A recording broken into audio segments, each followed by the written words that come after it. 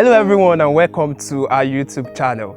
I'm taking this medium and as well go cap in hand to tell you to subscribe to our YouTube channel. Just click on the subscription button and as well click the notification button so as to receive notification of all our videos that will be dropping on it. And after which you can like, you can comment and as well share on all various social media platforms. And trust me, it's gonna be very inspiring one, very motivating and edifying. Thank you so much. Bye.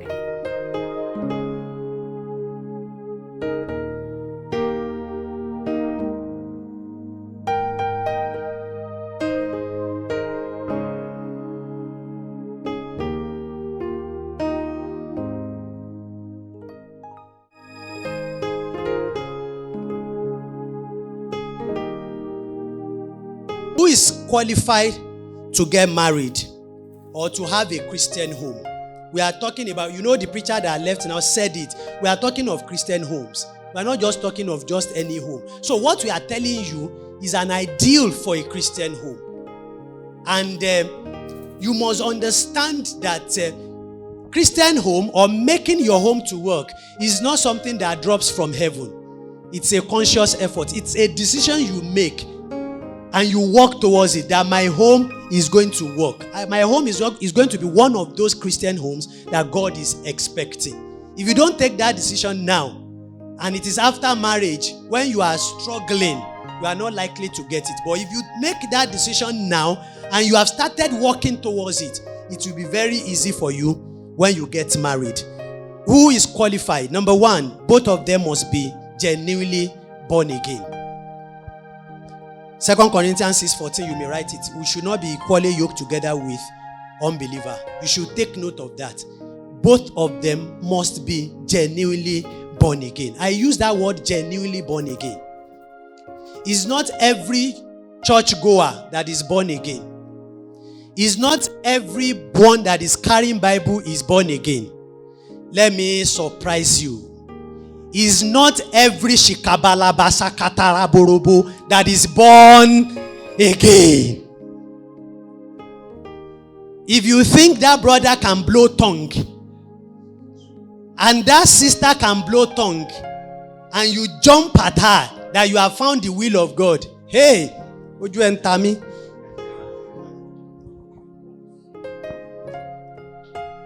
It's not everyone that speaks in tongue that is born again.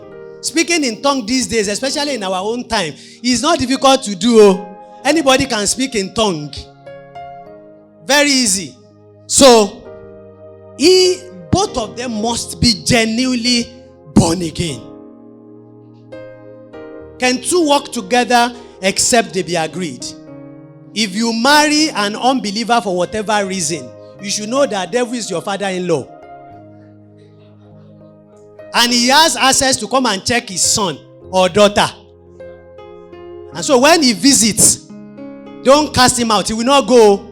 I'm telling you, I cast you out in Jesus' name. You are casting nothing out unless you are casting your wife or your husband that is not born again, casting her out. You can't marry an unbeliever and the devil visits you and you are casting. He will not go because he will tell you that you are his son-in-law or his daughter-in-law. Secondly, both of them must be matured. They must be matured spiritually. They must be matured spiritually. I will not be able to talk so much on this, but we showed a book the other time, Spiritual Maturity. You can get that. All things being equal, if the Lord provides for us, by August youth program, it's going to be the book that we will share for all of us. But before then, you can go through it. Spiritual maturity. Spiritual maturity is not so much about age. No, you have so many people, so many grown-up, even preachers who are still babies. So, they must be matured spiritually. They must be matured emotionally. They must be matured psychologically. They must be matured financially. Now, by emotional maturity that I'm talking about, they must be someone, a woman, a man that at small things like this, it is crying. If you are still a crying sister, don't marry you. You will cry your eyes out. Every now and then you'll be calling mommy, mommy, please. You must be matured spiritually. You must be matured emotionally. You must be able to, of course, when he was talking about the difference between a male and a female, one major difference is female are more emotional than men. Women are more emotional than men. But then you can put your emotion under control. Nobody is saying you should not be emotional at all. It means we want to turn you to a robot. The way God has made you women, He has made you emotional beings. But then you must be mature to be able to control your emotion. You know when to cry and you know when not to cry. If you are the crying type, if you marry a brother like me, because it is the time when you are even crying, that is when you are even giving me more headache. Tell me what happened. Let's iron it out. All this cry, no, they catch me. But there are some men too that women can use cry. Once they cry like this, they will have their way. But not men like me. So, you must be matured emotionally. You must be matured psychologically. That is mentally, psyche. You must be matured psychologically. You must be able to think straight, and you must be able to think rationally, and you must be able to take the right decision. If you are not matured like that, you are not yet ripe for marriage. And then you must be matured financially. What I mean by financial maturity, I'm not talking of until you have at least in your savings account you have like 5 million. And in your current account you have like 20 million. And then you have 2 cars. And then you have a building, or maybe you are building your building before. No, I'm not talking of that. But you are engaged and you are working, and it's bringing money for you to take care of your family, especially the men. But the women too, they have. And that again will take me back a little. That I will talk about that later. Financial maturity that I'm talking about is not when you have a 300,000 salary. No. But you have something that you know, you have income. You are now the type that, yes, sister, if a brother is approaching you and he has no work and he's telling you, let's go by faith. Hey, watch out, he might just want to take advantage of you. I'm not saying he should have big job, but you know this brother is serious and he's working. He's working today, he's earning 20,000 naira. You know that when opportunity comes for him to work and earn 50,000 naira, he's not a lazy type. And then within that 20,000 naira and whatever little you are getting, you can manage yourself. There's no problem about that. But he's not having anything that is bringing money. He's not having personal business. He's not getting salary. He's just there. And it's not that he's telling you maybe he's a servant of God that God says he should not work. But even at that, I will ask you to think again before you. But he's really, he has something that is bringing something home. No matter how little, and you can manage it. I'm not talking of him being rich. If you marry because someone is rich, we will get to that one. And so they must be matured. And then the third one is that both of them must pray and be sure that God is leading them. The brother must be sure that God is leading him, and the sister also must be sure that God is leading her. I think we have spoken a little in that area. Why God must lead us. Why God must lead as a child of God. One, if for no other reason, why God must lead you, the fact that the day you gave your life to Christ, you confess that you accept Him as your Lord, is enough reason why He must lead you. Because it's not only in marriage. once he's your Lord, he must be the one leading you on every aspect of your life. If you are born again before you gain admission to the university, if you are well brought up spiritually, you must be brought up to the point that whoever God uses or is using or used for you should have told you that Jesus must be your Lord. And so even as you are preparing to go to the university, you must seek his counsel and will on which course you should do. And when you finish, you must be able to seek his consent on where to work, what type of work to do. You can't just, as a Christian, you can't just dabble into things and just say is today we have Christians who are taking Jesus as more or less a bodyguard. They would have taken their decisions, they would have written everything they want. They only take it to Jesus to rubber stamp and sign. No, you don't do that as a Christian. You take clean sheet to him and let him write his will. His will for you. You let him write it. He will write it and sign. This is my will for you. I remember when I finished from the university and I was thinking of getting a job. The first job that came was a banking job. And the way it came, I actually wanted to. Right from time, the first thing God has given me instruction about is that I should not take up any job that will not allow me to do what he wants me to do. And by that, I know that banking job is off course. Because what the Lord wants me to do will not allow me to go for a job that we wake up 4 a.m., leave the house 6 a.m., and not return home until 7 or 8 at night. The kind of job, the kind of work the Lord wants me to do will not take that. Job that you will still be called upon to come weekends. No. But that does not mean God will not allow another child of his to go and work in the bank. But for me, he says what he wants to use me for will not allow that. And I can't preach that banking work is not for children of God. No, I can't preach that. That is for me personally. Secondly, I've gotten married. I got married during NYSC. And so when I finished my NYSC, the other set of jobs that were coming was from Lagos. I married and I settled down. My wife was already working in Ibadan here. And my friends were inviting me to come to Lagos.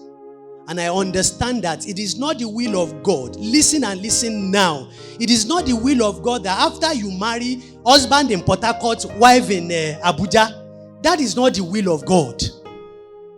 God does not plan it that husband and wife should be living separately. It is the situation in the country and the plan of the devil to strike at homes. I remember sometimes where I was working before I resigned, and I was coming one day from work, and there was a teacher in one private nursery and primary school. I always followed a parent. That parent had a car and a driver that will always come and pick their children here. So I was working at Jericho, Onireke side.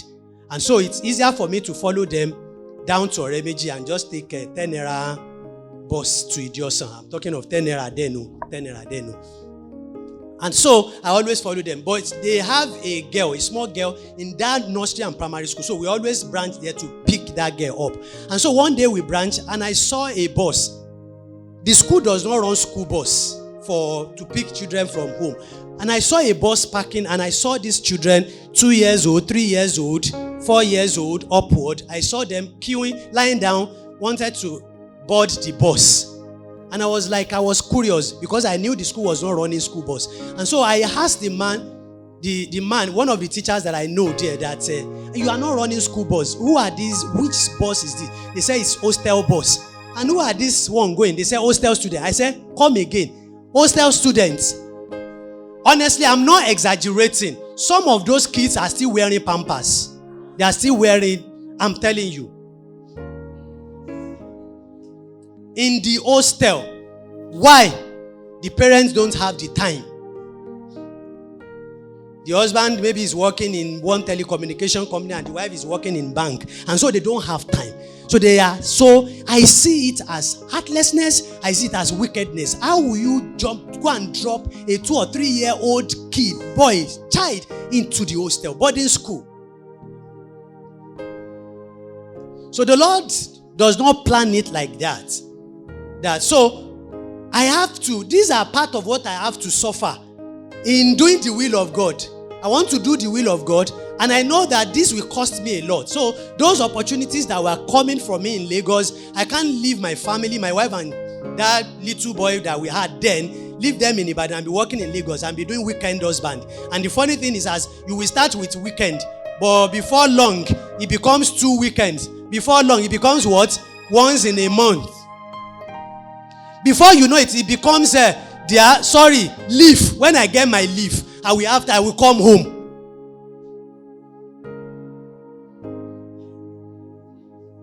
That is not good. That is not good. That is not good at all. So we must allow the Lord to lead us. And at the end of the day, an electronic engineering trained man ended up holding chalk and marker. But I know I was holding chalk and marker because of the will of God. And it pays to hold chalk. The engineer will hold chalk and marker and fulfill the will of God than for him to work in a telecommunication company where he's having big salary and he's not doing the will of God. So it is important that we know where God is leading us. It is God's will first in the life of any genuine child of God.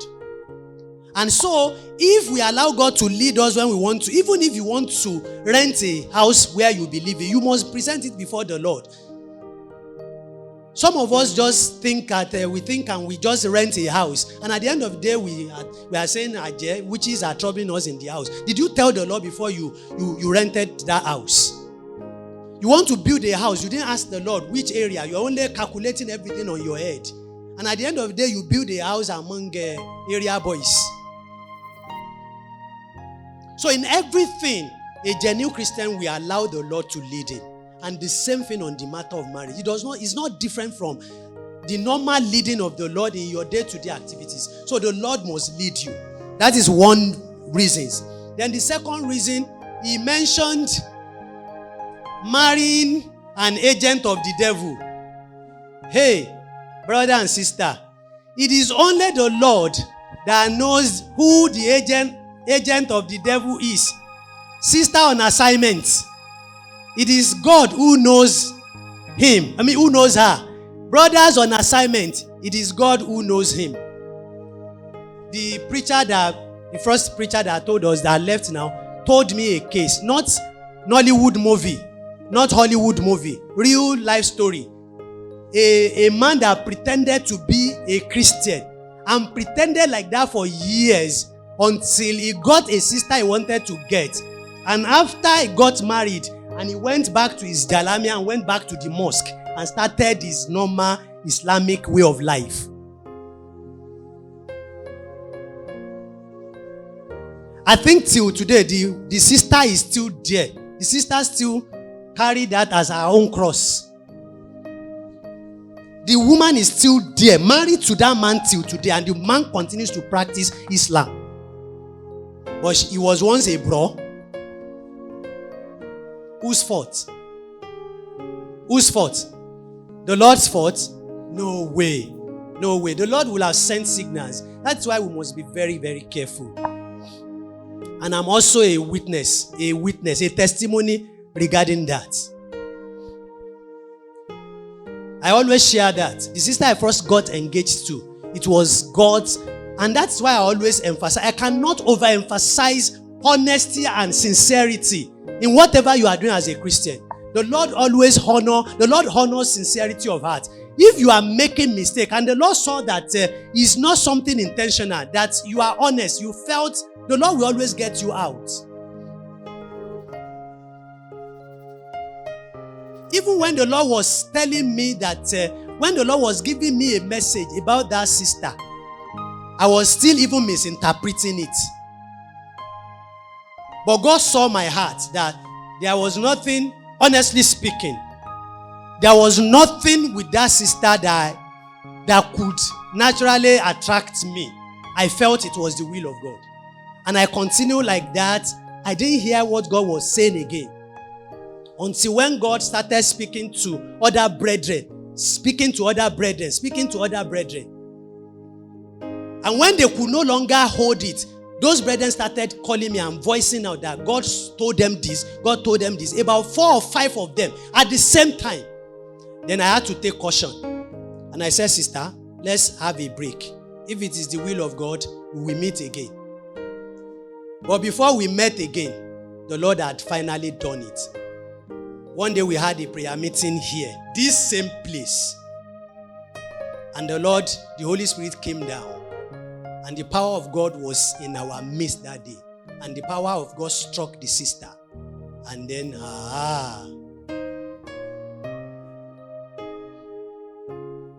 And that was how God saved me. So it is God who knows the right sister. It is God who knows the wolf in sheep clothing. And that is why we don't know more than what we see. We don't know more than, I see this sister. That's all I know about her. I can't see what is inside her. It is only the Lord that knows that. And we must allow Him to lead us. And He knows who is truly born again and who is not truly born again. Brethren, before I round off this session, the last point there is, He knows what the future holds. You don't know more than today. It is only God that knows the future. And He knows a sister that we fit in for the future. He knows the right brother that we fit in for the future. He knows that. And again, in addition to that, I want to emphasize this. There is nothing under this planet Earth that changes cannot affect. Are you following me? There is nothing under this planet Earth that changes cannot affect. And that is why we are limited. We are very, very limited. And when we get to that time, I will tell you what you should, when you are getting married, you should not use any criteria. He's born again, he loves the Lord, he's serving the Lord, and not because of anything. If you attach anything, anything can have accidents. Accident can happen to anything. Accident can happen to anything. That sister that you see are pointed breast, and that is what you are attracted to. If later after marriage she has breast cancer, you have to remove the whole breast and become breastless.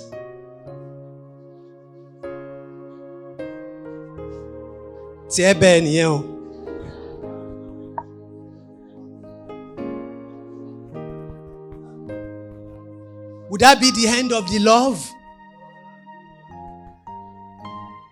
There are lots. So, and you don't know what will happen in the future. Anything can happen. Anything. I will still talk more about that when we get there. I want to sound 2 warnings here. Warning number 1. No matter what, there is a saying, I've forgotten that saying now. I think it's in the book of Proverbs. It says a dead lion is better than a living dog is better than a dead lion.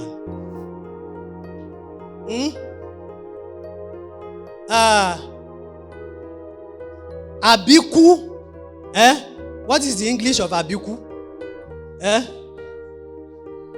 Still bad. Abiku, I don't know the English. Yoruba, you know. So Abiku Christian brother or Abiku Christian sister is far, far better than that your nice unbeliever. What I'm saying in essence is, there is no any nice unbeliever. remove it from your heart totally. The only thing that remains for that brother is just to be born again. Everything that any born again has, he has it. Danger ahead. Don't go there. Oh, that sister is nice. It's only that she's not really born again. Once she's not born again, she's not born again. Don't try it. Don't ever try it. If he's not born again, don't go for any unbeliever for whatever reason. Number 2. Sisters, this is for the sisters. Sisters, don't go for any butterfly brother. Don't go for any what? Butterfly brother. You know, one major characteristic of butterfly in physics, no specific direction. No direction. Don't marry a brother that does not have a goal, that does not know where God is actually leading him to. Every genuine and sound Christian brother should know where God is leading him to, because you are going into his life to help him, and you must know what you want to help him about. A brother that does not know anything, that doesn't know where he's going, and you are going into his life, as he's moving, your life is also in danger. So don't do that. Brother, are you here? Don't go for any sister that is engrossed with her career or goal. All she knows is career. Her career is first, or her goal is first. She cannot compromise anything for it.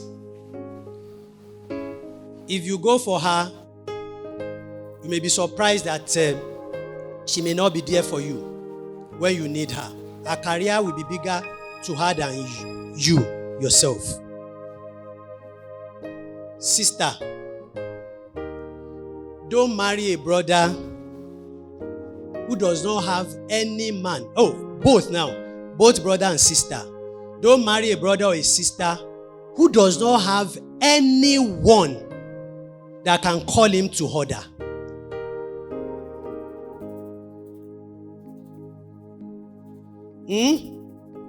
Don't marry a man, a brother or a sister who does not have anyone that can call him to order.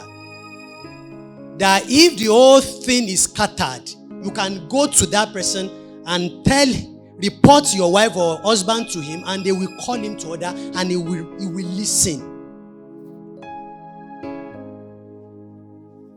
Marriage always gets to that point that you will need someone who will call your husband to order, who will talk sense to his head. You will need someone who will talk sense to your wife's head, and they will not disrespect. They will obey. If they don't have such, don't go for such. The Lord will help us in Jesus' name.